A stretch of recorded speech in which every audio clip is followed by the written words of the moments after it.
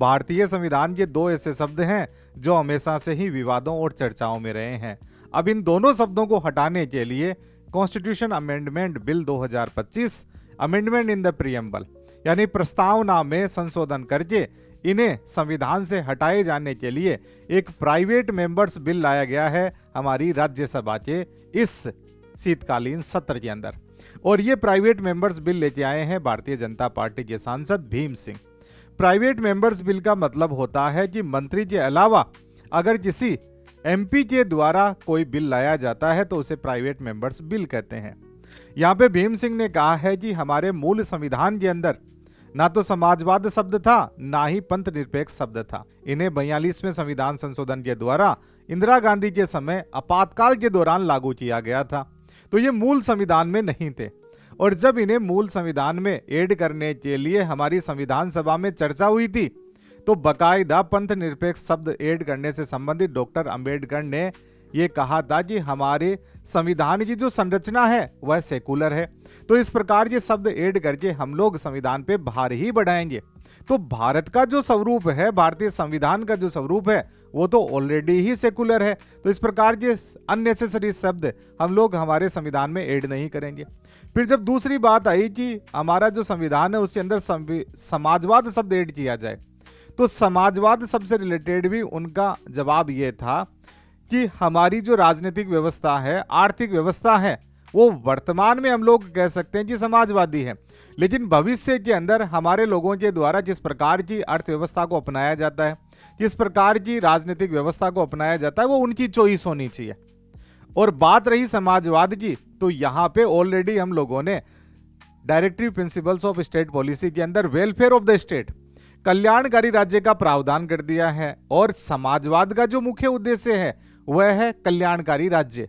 तो ऑलरेडी जब इस प्रकार का प्रावधान है तो समाजवाद शब्द भी ऐड नहीं किया जाना चाहिए, अदरवाइज हम लोग भविष्य की इकोनॉमी और पॉलिटिकल व्यवस्था को सीमित कर देंगे जो कि आने वाली पीढ़ियों के लिए उचित ना होगी।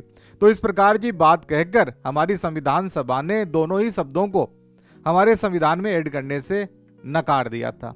उसके बाद में इंदिरा गांधी के समय 42वां संविधान संशोधन लाया जाता है और हमारी प्रस्तावना के अंदर संशोधन किया जाता है और उसमें सेकुलरिज्म और सोशलिज्म शब्द ऐड कर दिए जाते हैं। वैसे बेरूबरी का जब मामला आया तो उस दौरान हमारी प्रस्तावना को संविधान का हिस्सा ही नहीं माना गया था।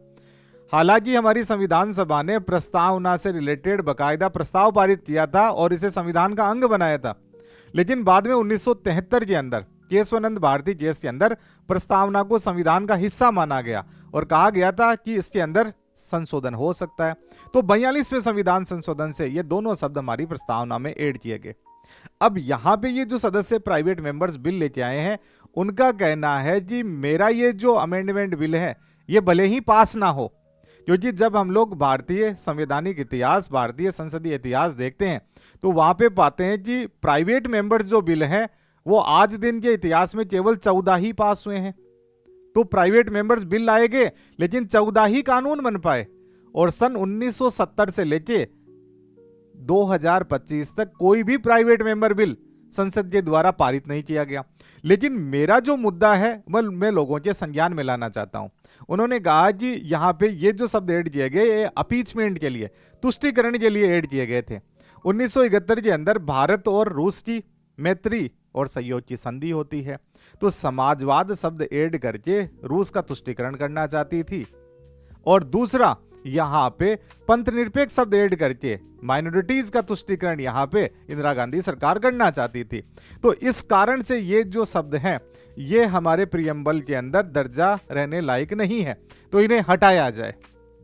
वैसे अलग अलग मामलों के अंदर ये बात भी कही गई है कि हमारा जो सेकुलरिज्म है वो संविधान का मूल ढांचा है, सोशलिज्म है वो हमारी पॉलिटी और वेलफेयर स्टेट के लिए जरूरी है, उसे भी मूल ढांचा माना गया है। तो हमारी प्रीएम्बल में जितने भी शब्द ऐड किए गए हैं उन्हें हमारी न्यायपालिका ने अलग अलग मामलों के अंदर मूल ढांचा मान लिया है, यानी ये संविधान के बेसिक स्ट्रक्चर हैं।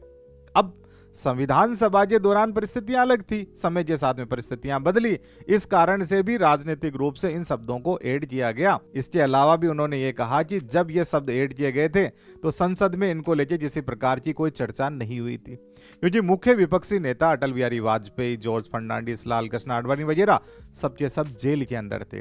तो बिना डिस्कस करके ही इस प्रकार के शब्दों को हमारे संविधान में ऐड कर दिया गया था। वैसे ना ही तो ये प्राइवेट मेंबर्स बिल पारित हो पाएगा, ना ही हमारे संविधान में संशोधन हो पाएगा।